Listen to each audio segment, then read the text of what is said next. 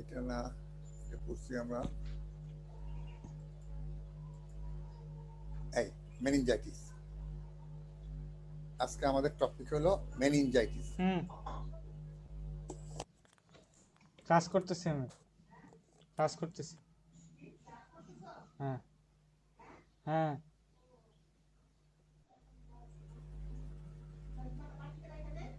আচ্ছা।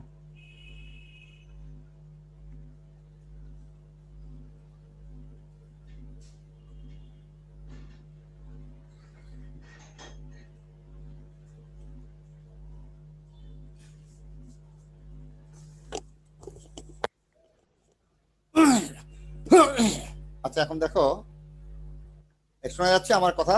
পরিষ্কার শোনা যায়? শুনতে পাচ্ছ? জি স্যার। G sir.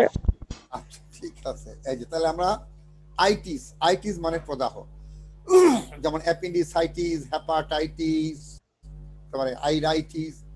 আইটি শব্দ থাকলে প্রদাহ, যে কোনো শব্দের শেষে। মেনিনজাইটিস, মেনিনজাইটিসের প্রদাহ। অ্যাপেন্ডিসাইটিস, অ্যাপেন্ডিক্সের প্রদাহ। গ্যাস্ট্রাইটিস, পাকস্থলীর প্রদাহ। আইরাইটিস, চোখের আইরিসের প্রদাহ, এরকম আর কি। মেনিনজাইটিস হলো মেনিনজাইটিসের প্রদাহ।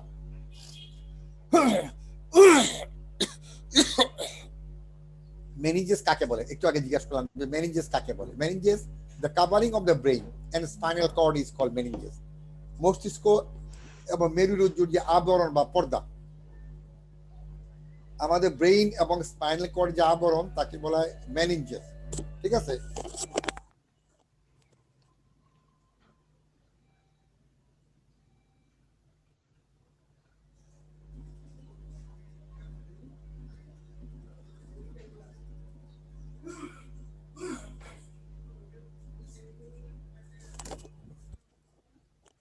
এখন মেনিনজেস, আচ্ছা এখন একটা জিনিস তোমাদেরকে জিজ্ঞেস করি, বলো তো হার্টের কাভারিংকে কি বলা হয়?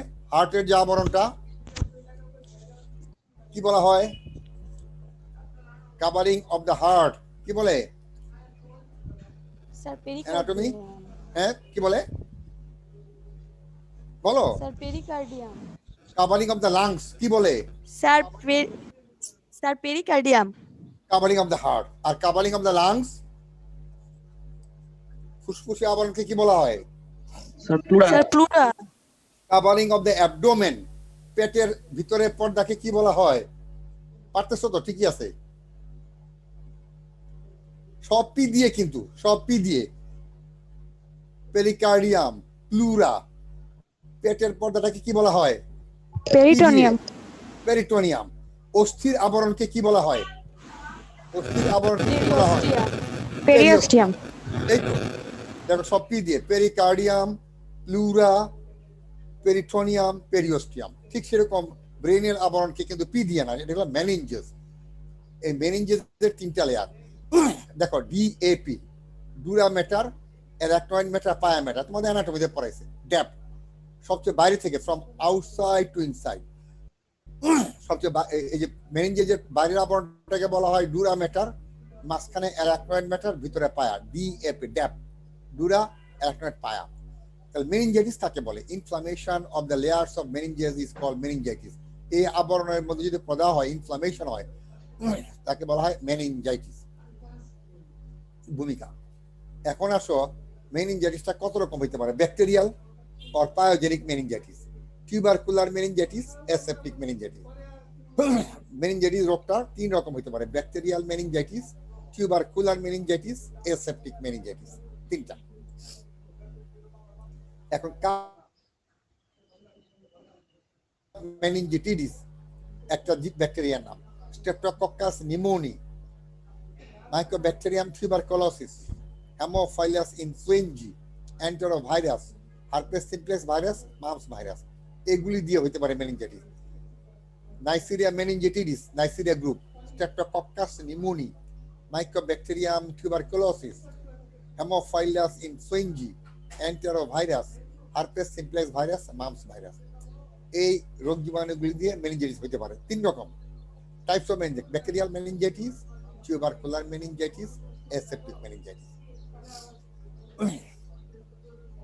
সোর্স অফ ইনফেকশন, এই যে রোগ জীবাণুগুলি আসে, তাদের উৎস কি, কোথেকে আসতে পারে? ফ্রম মিডিল ইয়ার ইনফেকশন, কান পাকা। আজকাল কান পাকে না, আগে প্রচুর পরিমাণে বিশেষ করে গ্রামের বাচ্চাদের কান পাকতো। কেন পাকতো? বাচ্চারা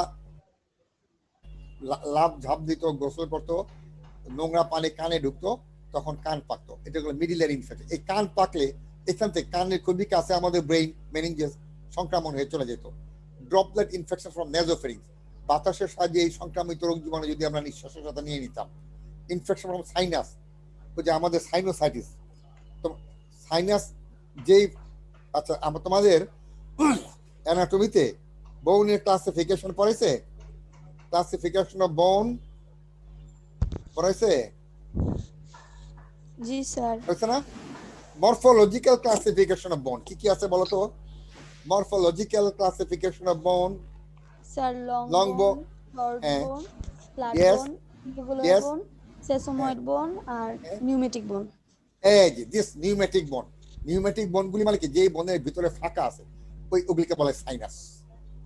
সাইনাস যেমন ফ্রন্টাল বোন, ম্যাক্সিলা, আমাদের মুখের যে বোনটা ম্যাক্সিলা, উপরে চোয়াল, ফ্রন্টাল বোন, কপালের হাড়, এগুলির ভিতরে কিন্তু ফাঁকা, এগুলিকে বলা হয় নিউমেটিক বোন। কেন বলা হয়? এগুলির ভিতরে সাইনাস আছে এবং এই সাইনোসাইটিস বলি। এই সাইনোসাইটিস হলে এখান থেকে সংক্রামিত হয়ে ব্রেনে চলে যেতে পারে। মাস্টয়েড বোন, মাস্টয়েড বোনের তোমার নাম শুনছো, আমাদের স্কাল বোনের ওইখান থেকে চলে ফেস, মুখে যদি কোন রকমের রোগ জীবাণুর সংক্রমণ হয় সেখান থেকে মেনিনজাইটিস হতে পারে। স্ক্যাল্প, স্ক্যাল্প কি জানো? হোয়াট ইজ স্ক্যাল্প বলো তো, কারোর ধারণা আছে কিনা? স্ক্যাল্প মাথার খুলি স্যার। এক্সাক্ট, মাথার খুলির চামড়াটা। মাথার খুলিকে বলা হয় স্কাল, SKULL, স্কাল। আর মাথার খুলির উপরে হাত দিয়ে দেখো একটা চামড়া লেগে আছে, যেখান থেকে চুলগুলি উঠছে। চুলগুলি কামাই ফেললে, যদি মাথা ন্যাড়া করে ফেলো, দেখবো যে মাথার খুলির উপরে একটা চামড়া আটকানো আছে। মাথার খুলিকে বলা হয় স্কাল, SKULL। আর তার উপরে শক্ত চামড়াটা তাকে বলে স্ক্যাল্প, সেরিব্রাল অ্যাবসিস। এইসব জায়গা থেকে, এইসব জায়গায় যদি রোগ জীবাণু সংক্রমণ হয়, যেহেতু এরা ব্রেইনের খুব কাছাকাছি জায়গা, মিডিল ইয়ার, কান, নাক, তারপরে সাইনাস, মাস্টয়েড, ফেস, স্ক্যাল্প, এগুলো সব ব্রেইনের কাছাকাছি জায়গা। এইসব জায়গায় যদি কোনো রকমের ফোড়া হয়, রোগ জীবাণু সংক্রমণ হয়, ওখান থেকে সংক্রামিত হয়ে কোথায় যেতে পারে? মেনিনজাইটিসে চলে যেতে পারে। কাদের বেশি হয়? প্রথমে হলো আমরা বললাম কাকে বলে, সংজ্ঞা। মেনিনজাইটিসের লেয়ার কয়টা, কাকে বলে, মেনিনজাইটিস কয় রকম, কোন কোন জীবাণু দিয়ে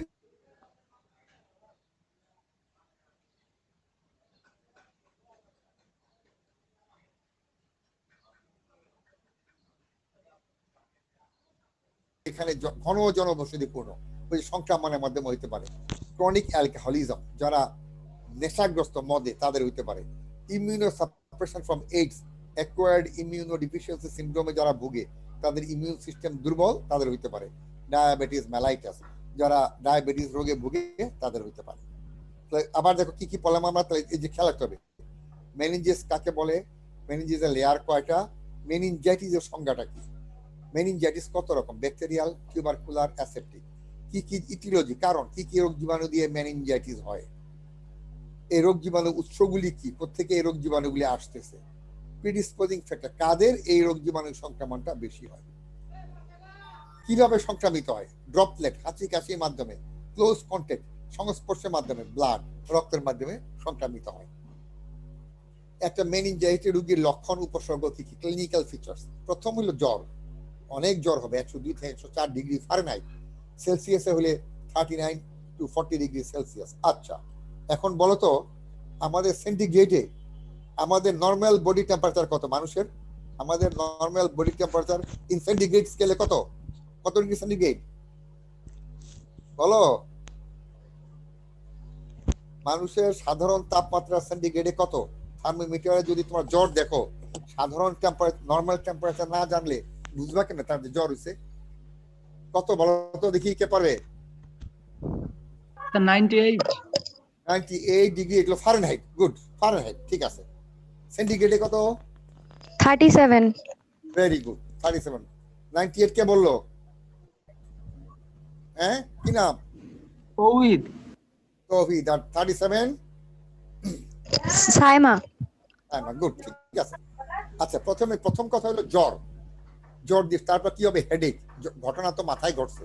headache radiating upwards downwards in the নেক, ব্যথাটা উপর দিকে যাবে, নিচের দিকে যাবে, ঘাড়ে আসবে, ছড়ায় যাবে।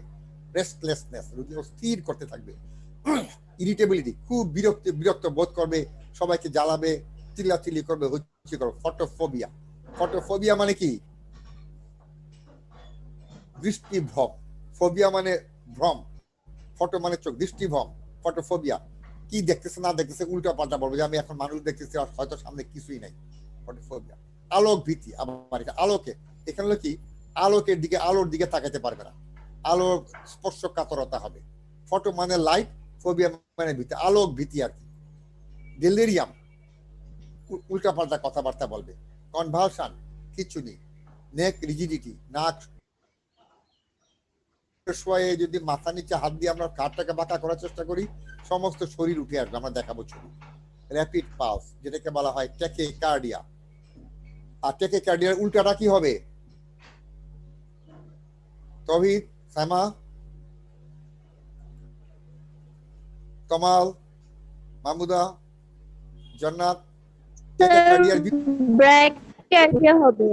ব্র্যাডিকার্ডিয়া, হারিড রেসপিরেশন, শ্বাস প্রশ্বাস খুব দ্রুত ফেলবে। Pupils are irregular and irregular reactive. Pupil মানে কি? চোখের মনি। আমরা যদি টর্চ দিয়ে চোখের মনিটা দেখি, দেখবো যে আলো পড়লে সংকুচিত হওয়ার কথা, হবে না। আলো শরীরে প্রসারিত হওয়ার কথা, হবে না। Planter reflex is flexor in type. তোমাদের এটা নার্ভাস সিস্টেমে পড়াবে বা পড়াইছে কিনা? রিফ্লেক্স পড়াইছে, ফিজিওলজিতে পড়াইছে না? রিফ্লেক্স পড়াইছে। প্রথমে পড়াইছে হলো তোমার যে যখন সিনাপস পড়াইছে না? ফিজিওলজিতে পড়াইছে জি সাইনাপস। স্যার, জি স্যার। পরেই পড়াইছে রিফ্লেক্স। যখন আমরা পায়ের নিচে একটা ধারালো কিছু, ধারালো মানে কি, ধরো ভোঁতা পেন্সিল বা কলম দিয়ে টান দিই, পা বাঁকা হয়ে যায় সামনের দিকে, এটা হবে উল্টা দিকে। জার্কস আর ব্রিস্ক, এরকম কম্পনগুলি কমে যাবে।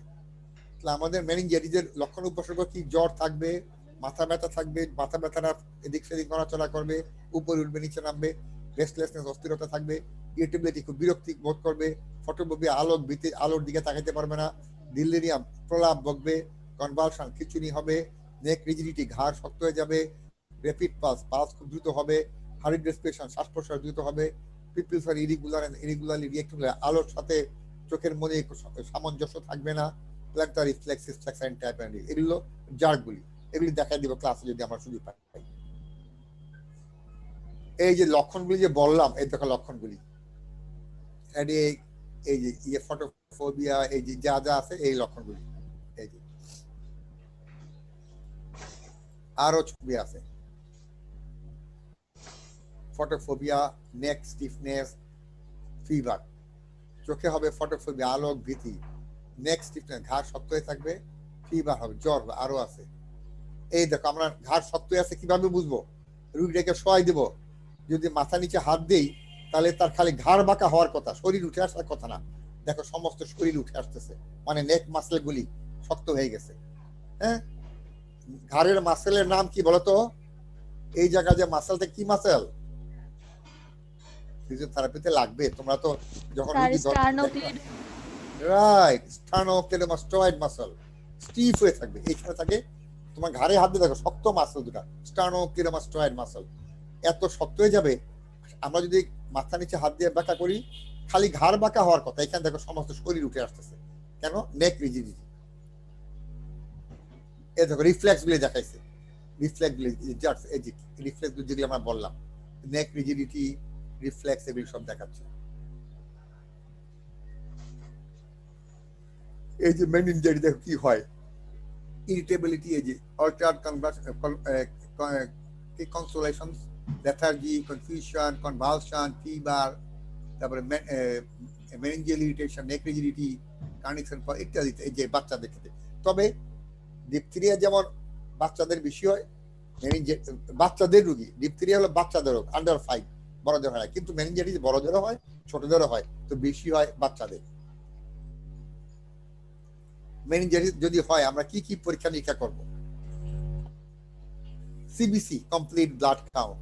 এখানে কি পাবো? লিউকোসাইটোসিস মানে কি বলতো? লিউকোসাইটোসিস শব্দের অর্থ কি? What is leukocyte? Physiology. Leukocyte মানে কি? বলো লিউকোসাইট মানে কি, ফিজিওলজি স্বর্ণা ম্যাডাম। স্যার রক্তের কণিকা। হ্যাঁ কোনটা? রক্তকণিকার শ্বেত তিন রকম। রক্তকণিকা। শ্বেত জি স্যার, রক্তকণিকা, শ্বেত রক্তকণিকা। WBC, white blood cell. WBC। Right. তাহলে এখন যদি লিউকোসাইটের সাথে লিউকোসাইটোসিস হয় তাহলে কি বুঝবো আমরা? দুইটা শব্দ আছে, লিউকোসাইটোসিস এবং লিউকোপেনিয়া, দুইটা শব্দ আছে। লিউকোসাইটোসিস মানে শ্বেতকণিকার সংখ্যা বৃদ্ধি পাইলে আমরা বলি লিউকোসাইটোসিস, শ্বেতকণিকার সংখ্যা কমে গেলে আমরা বলি লিউকোপেনিয়া। শ্বেতকণিকার নরমাল কাউন্ট রেঞ্জ কত, কার মনে আছে? লিউকোসাইটস বা WBC নরমাল রেঞ্জ কত, নরমাল কাউন্ট? স্যার 4000 থেকে 11,000। এক্স্যাক্টলি 4 থেকে 11,000 per cubic millimetre of blood, 4,000 to 11,000 per cubic millimetre blood. এখন লিউকোসাইটোসিস দেখা যাবে এটা 15, 20, 30,000 পর্যন্ত হয়ে যেতে পারে, লিউকোসাইট কাউন্ট বেড়ে যেতে পারে। লিউকোসাইট মানে কি? WBC এটা হলো আমাদের ডিফেন্স, এরা আমাদের অ্যান্টিবডি হিসাবে কাজ করে।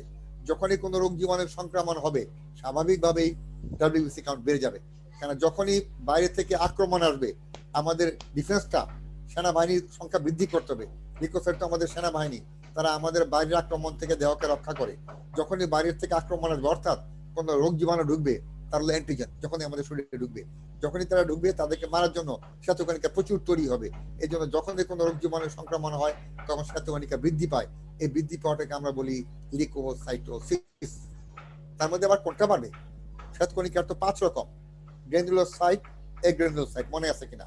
গ্র্যানুলোসাইট মানে যেই শ্বেতকণিকাগুলি মাইক্রোস্কোপে দেখলে দানা দানা পাবো। গ্র্যানুলোসাইট 3 রকম, নিউট্রোফিল, ইসনোফিল, বেজোফিল। এগ্র্যানুলোসাইট দানা নাই, গ্র্যানুল মানে দানা, এ মানে অ্যাবসেন্ট। এগ্র্যানুলোসাইট 2 রকম, লিম্ফোসাইট এবং মনোসাইট। বাড়বে কোনগুলি? পলিমর্ফ। পলিমর্ফ মানে গ্র্যানুলোসাইট। গ্র্যানুলোসাইটগুলি নিউক্লিয়াসগুলি কিন্তু ভাগ ভাগ করা আছে, তোমাদের ছবি দেখাইছে, ছবি WBCর। জি স্যার। আজকে আমি দেখাই দিব এই ক্লাসের শেষে। WBC মানে কোনগুলি পলিমর্ফ, পলি মানে খুব বেশি, মর্ফ মানে যেই WBC গুলির নিউক্লিয়াস গুলি লোবুলেটেড, অনেকগুলি লোব থাকে। কোনগুলি? Granulocyte, neutrophil, ইসনোফিল, basophil. এগুলি হলো মানে কেমন বলো, ব্লু কালার এবং এগুলির ভিতরে দানা দানা থাকবে এবং নিউক্লিয়াস গুলি লোবুলেটেড, এদেরকে বলে পলিমর্ফ। এগুলির সংখ্যা বাড়বে। ব্লাড কালচার করব আমরা, যে কোনো জ্বর টর সাথে ব্লাড কালচার করি। কালচার করলে আমরা ব্লাড কালচারের মধ্যে এই যে কোনো একটা পজিটিভ জীবাণু পাবো। এই যে আমরা যেগুলো বললাম এখান থেকে যে কোনো একটা কিছু পাওয়া যাবে। ভাইরাস পাওয়া যাবে না, সাধারণত ভাইরাস কালচার করতে হলে, লিভিং কালচারে করতে হয়, এই জিনিসগুলি পাওয়া যাবে যদি কালচার করি। তারপর হলো এই যে, তারপর CSF examination and culture. What is CSF? CSF মানে কি? ফিজিওলজিতে পরীক্ষা থাকবেই, এবার থাকার সম্ভাবনা আছে। CSF formation, circulation. Cerebrospinal fluid. Right, cerebrospinal fluid. এখন আমরা যদি এই মেনিনজাইটিসের রোগীর সেরিব্রোস্পাইনাল ফ্লুইড তৈরি হয় কোথায় জানো? ভেন্ট্রিকলস অফ দ্য ব্রেইনে, third ventricle, fourth ventricle, lateral ventricle, তাই না? ব্রেনের ভিতরে ফাঁকা জায়গাগুলিকে বলা হয় ভেন্ট্রিকল। ভেন্ট্রিকলের যে আবরণ তাকে বলা হয় কোরোয়েড প্লেক্সাস। ভেন্ট্রিকুলার যে আবরণ সেখানে কোরোয়েড প্লেক্সাস থেকে CSF তৈরি হয়। থার্ড থেকে ফোর্থ থেকে লেটারাল ভেন্ট্রিকলে আসবে, তারপরে আমাদের স্পাইনাল কর্ডে চলে আসবে। এখন ব্রেনের ভিতর থেকে CSF আমরা কিভাবে কালেক্ট করব জানো? CSF কিভাবে কালেক্ট করে? Lumber puncture. এটা যখন স্পাইনাল কর্ড দিয়ে নিচের দিকে নামে CSFটা, সেরিব্রাস ফ্লুইড, লাম্বার 4 এবং লাম্বার 5 ভার্টিব্রার মাঝখান দিয়ে একটা সুই ঢুকাই দিই আমরা। সুই ঢুকাই দিলে, মোটা সুই যেটার ভিতরে ছিদ্র আছে, ওইখান থেকে সেরিব্রোস্পাইনাল ফ্লুইড আমরা একটা স্টেরাইল টেস্ট টিউব ধরি সুইয়ের অপর মাথায়, সেখানে আসবে। পরে এই সেরিব্রোস্পাইনাল ফ্লুইড আমরা কালচার করতে দিব যে রোগ জীবাণু আছে কিনা। PCR করে, আজকালকার আধুনিক টেস্ট, যেটা আমরা কোভিড ভাইরাসও ডায়াগনোস করি, পলিমারাইজ চেইন রিঅ্যাকশন। ল্যাবরেটরিদের এটা একটা গুরুত্বপূর্ণ পদ্ধতি। তাহলে আমরা মেনিনজাইটিস রোগ নির্ণয় করার জন্য CBC করব। CBC তে পাবো লিউকোসাইটোসিস উইথ ইনক্রিজ পলিমর্ফের সংখ্যা বাড়বে, দ্যাট ইজ নিউট্রোফিল, ইসনোফিল, বেজোফিলের সংখ্যা বাড়বে, বিশেষ করে নিউট্রোফিলের সংখ্যা বাড়ে। ব্লাড কালচার করব, CSF কালচার করব, আর PCR করব। স্যার বলো স্যার বলো। ব্লাডের মধ্যে যদি WBC-র পরিমাণ বেড়ে যায় তাহলে কি স্যার দেহের জন্য খারাপ এটা? ডাব্লিউবিসি যদি ব্লাডে ডাব্লিউবিসি পরিমাণ বাড়ে তাহলে ধরে নিতে হবে তার শরীরে কোনো ধরনের রোগ জীবাণুর সংক্রমণ আছে, যেমন কাশি আছে, তারপরে জ্বর আছে, প্রস্রাবে ইনফেকশন আছে, বিভিন্ন রকম রোগ জীবাণুর সংক্রমণ ডাব্লিউবিসি বাড়বে। ডাব্লিউবিসি বাড়া একটা নির্দেশনা কি তার শরীরে হয়তো কোনো ধরনের রোগ জীবাণুর সংক্রমণ আছে। তবে টাইফয়েড জ্বরে আমার ডাব্লিউবিসি কমে যায়। টাইফয়েড জ্বর আমরা যখন নির্ণয় করি, টাইফয়েড জ্বরে যদি ব্লাড কাউন্ট আমরা দেখি, দিস ইজ এন এক্সেপশন, সব জ্বরে ডাব্লিউবিসি বাড়বে, তখন কিন্তু টাইফয়েড জ্বরে আবার ডাব্লিউবিসি কমে যায়। আচ্ছা, এখন আসো মেনিনজাইটিসে যদি আমরা দেখি, আমরা কয় রকম বললাম? 3 রকম, মনে আছে? Pyogenic, tubercular, aseptic. আমরা মেনিনজাইটিসের টাইপটা 3 রকম বলছি, এই যে পায়োজেনিক অথবা bacterial meningitis, tubercular meningitis, aseptic. কেমনে বুঝবো আমরা?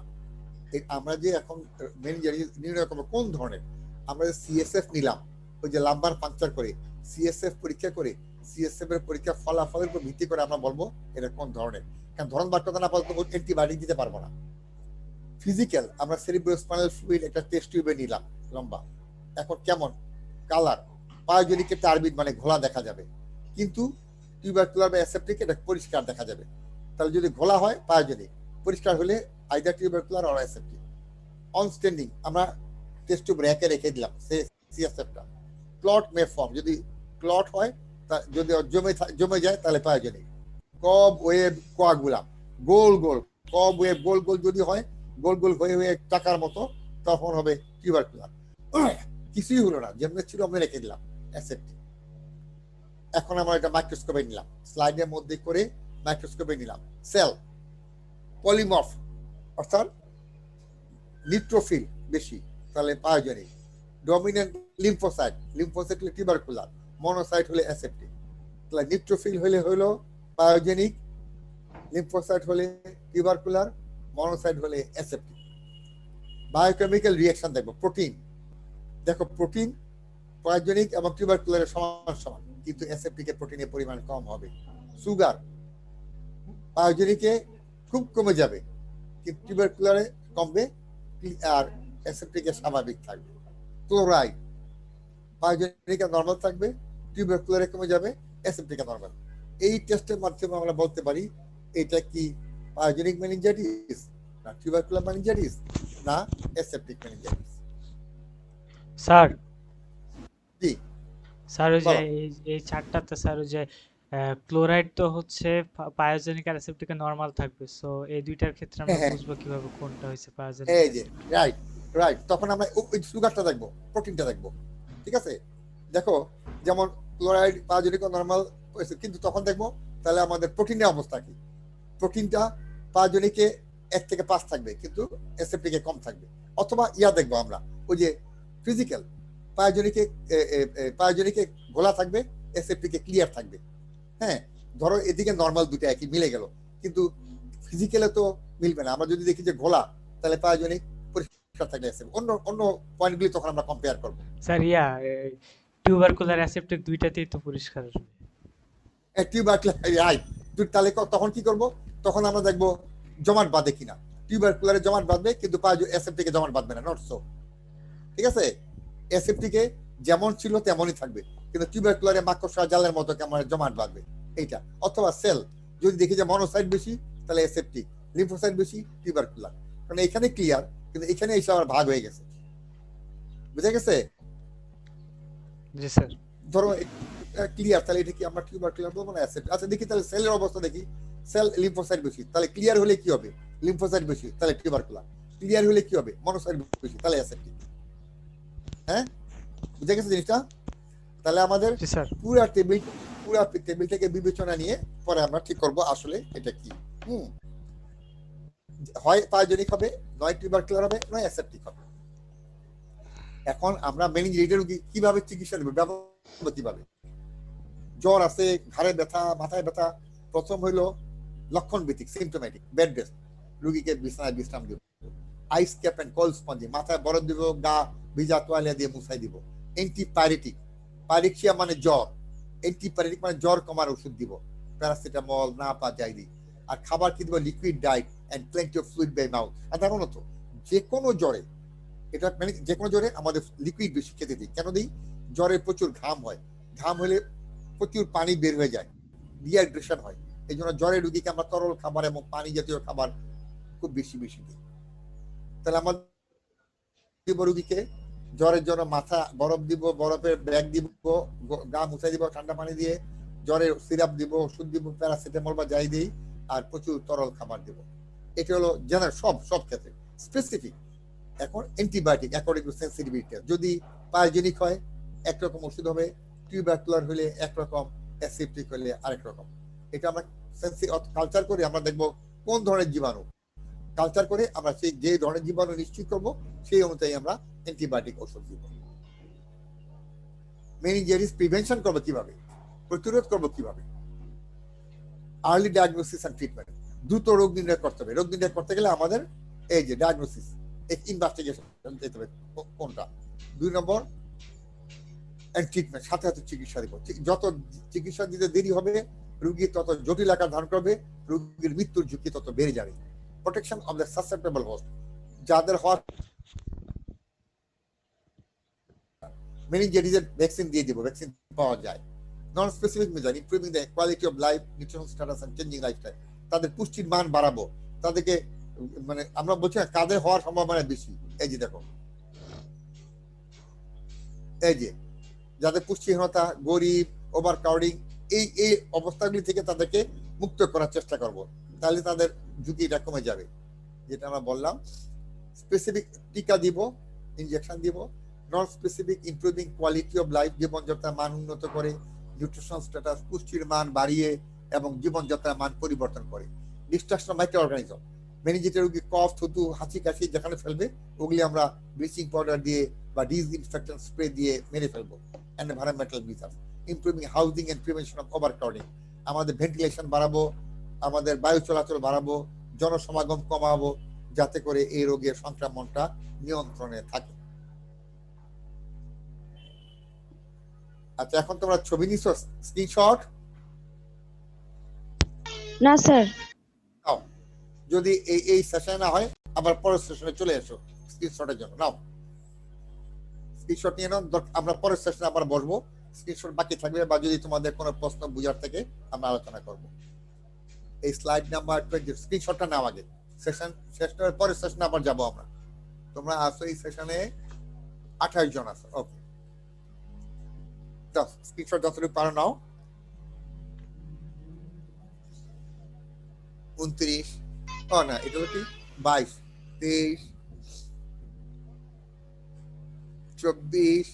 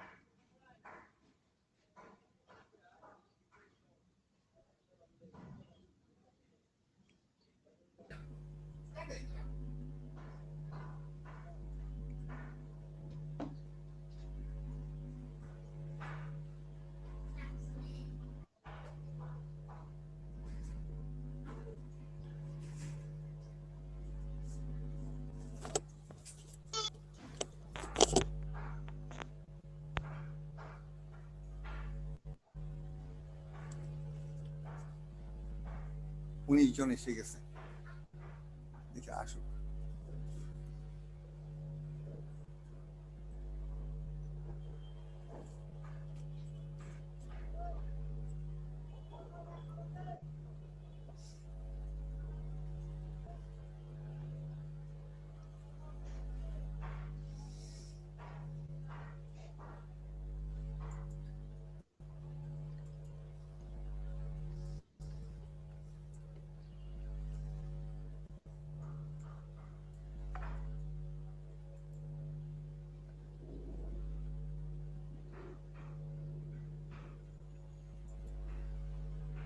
এই যে স্ক্রিনশট নিচ্ছিল, হ্যাঁ দেখা যায়। জি স্যার। আচ্ছা নাও, আমি আস্তে আস্তে রোল করে পরে তোমাদের কোনো প্রশ্ন টশ্ন জানা থাকলে বলো। 25 প্রিডিসপোজিং ফ্যাক্টর মানে কি, কারা ঝুঁকিতে বেশি, কাদের মধ্যে এটা হওয়ার সম্ভাবনা বেশি। 26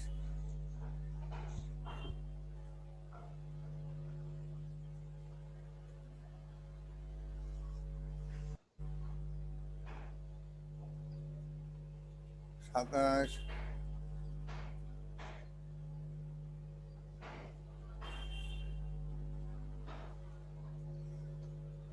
স্যার একটা কথা ছিল। বলো বলো বলো। স্যার এই যে 27 নম্বর পেজ, এই যে হিউম্যান দিয়ে করা, যেগুলো স্কেলিং করা, এগুলোকে আমাদের খাতায় তুলতে হবে। এই যে এগুলি এগুলি এই যে এই লেখাগুলা, জি স্যার। জি না স্যার। না না না, এগুলি এই পেজ লিখতে হবে না। না, এগুলি লিখতে হবে না। ওকে এই স্যার। যে খালি ছবির পেজে ছবি লেখাগুলো লিখতে হবে না, ঠিক আছে। জি স্যার। এটা ধরো এমনি এটা একটা যেমন একটা কথা লেখা আছে, শরীরে এরকম এরকম দাগ হইতে পারে, এটা কিন্তু আমরা এখানে বলি নাই, হ্যাঁ। কিন্তু এটা কখন হইতে পারে, যদি মেনিনগোকক্কাল মেনিনজাইটিস হয় তখন। এটা বলে পেটিকিয়ে, হাই ফিভার বলছি, ফটোফোবিয়া বলছি, তারপরে ফোনোফোবিয়া, কানের ভিতরে ঝঞ্ঝি শব্দ করবে, হেডেক ইত্যাদি ইত্যাদি বলছি। কিন্তু এটা এটা আমরা এখানে এটা সব ক্ষেত্রে হয় না। এটা হলো মেনিনগোকক্কাল দিয়ে যখন হয়, মেনিনগোকক্কাল মেনিনজাইটিস, যেমন এটা যে ন্যাসেরিয়া মেনিনজাইটিস মেনিনগোকক্কাল দিয়ে হয়। আচ্ছা, ছবিগুলি খালি বোঝার জন্য। যেমন চোখে হবে ফটোফোবিয়া, ঘাড় হবে স্টিফনেস, সিস্টেমিক হবে ফিভার। এই যে ঘাড় শক্ত হয়ে গেছে কিভাবে বুঝবো আমরা? শোয়াবো, শোয়াইয়ে হাঁটুটা বাঁকা করে রেখে ঘাড় মাথা নিচে হাত দিয়ে উঠাবো, দেখা যাবে সমস্ত শরীর উঠে আসতেছে, তার মানে নেক রিজিড বা স্টিফ হয়ে গেছে। এই যে রিফ্লেক্স জার্ক গুলি দেখতেছি আমরা, জার্ক জার্ক আমি দেখাই দেবো তোমাদেরকে।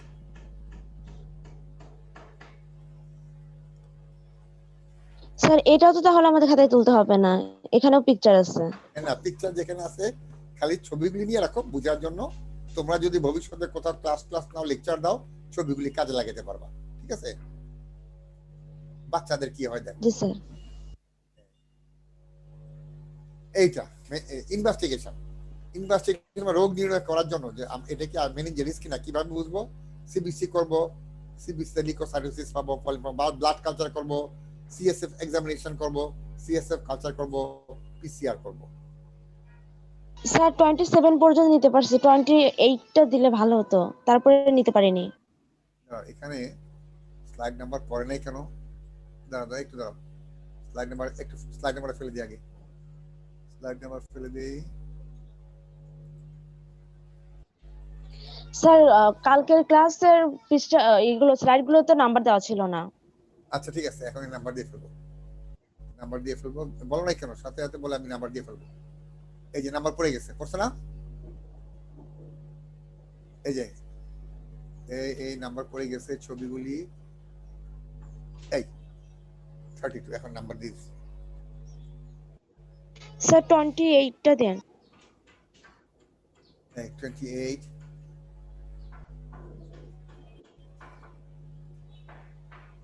29, sir next 29, 30,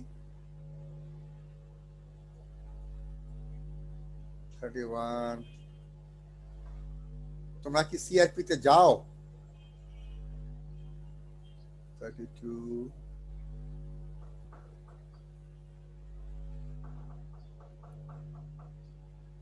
33A, 33.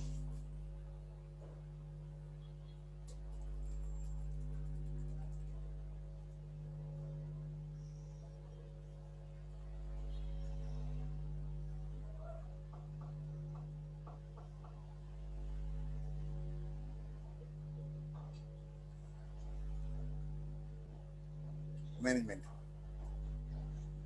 General management মানে লক্ষণ ভিত্তিক, স্পেসিফিক। কালচার করার পরে যে জীবাণু আছে সেই জীবাণুর জন্য আমরা অ্যান্টিবায়োটিক দিয়ে দিব।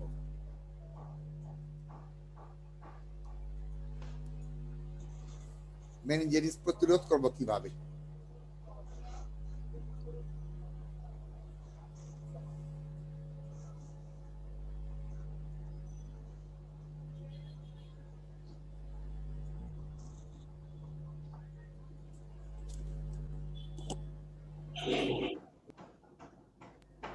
তাহলে আমাদের নেক্সট পর্ব টিউবারকুলোসিস। নেক্সট আমরা টিউবারকুলোসিস পর্ব কাল সামনের সপ্তাহে।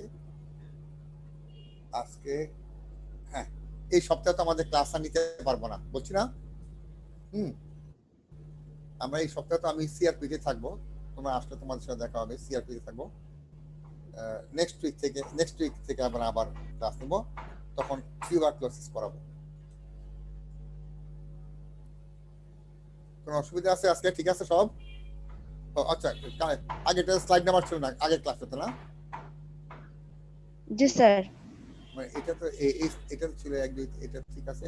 ওই যে ওয়াটার বন্ড ডিজিজ ছিল না, তাই না?